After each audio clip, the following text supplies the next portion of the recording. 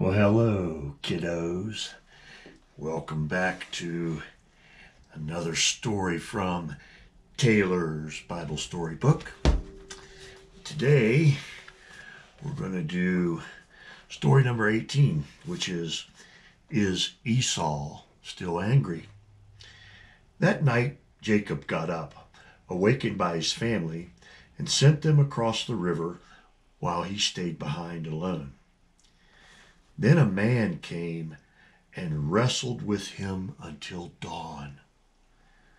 Jacob was strong and kept on wrestling until the man touched Jacob's thigh. Just by that touch, Jacob's thigh was put out of joint and he became lame. The man said, "Let me go, for dawn has come." But Jacob replied, "I won't let you go until you bless me." "What is your name?" the man asked. So Jacob told him. In their language, Jacob's name means tricky or unfair. The man said, "I'm giving you another name.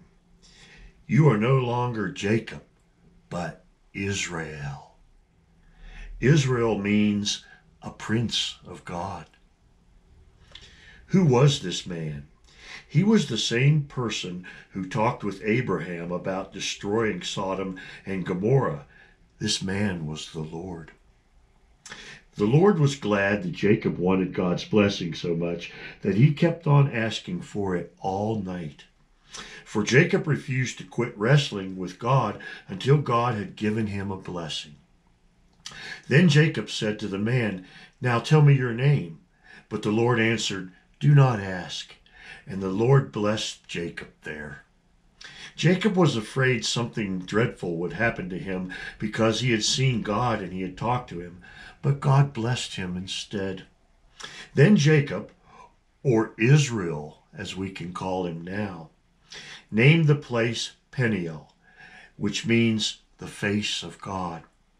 For he said, "I have seen God face to face." The sun was rising as he limped back across the stream. He limped for the rest of his life because the Lord had touched him. Probably the Lord did this to make him always remember that God had blessed him. When Jacob saw his brother Esau coming with 400 men, he divided his wife and their children into groups. If Esau attacked, perhaps some of them would run away and escape and not all be killed. Then Jacob went on ahead by himself to meet his brother. He bowed low before him 7 times. Esau was pleased at Jacob's humility, and he ran to meet him. He put his arms around him and he kissed him on the cheek. And as men still do in that country when they meet friends, then they both started crying. God promised Jacob to be with him and to keep him from harm, and now we have seen how God kept his promise.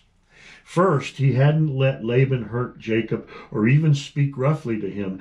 Then he made that angry brother Esau, who wanted to kill him, feel so good toward him that he cried. Then Esau asked, who are those women and children?" "They are all mine," Jacob replied. "They are the slave wives of Leah, and Rachel came with their children, and the children met their uncle Esau for the first time." Esau asked Jacob, "Why did you give me all those sheep and all those goats?" "They are a present for you," Jacob replied. "No, you shouldn't do that," Esau said. "I have enough, my brother. Keep them." For Esau had plenty of flocks and herds of his own.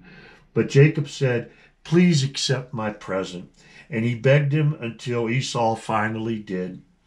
Esau suggested to Jacob that they travel together as they returned home, but Jacob was afraid to. He told Esau to go ahead while he followed more slowly.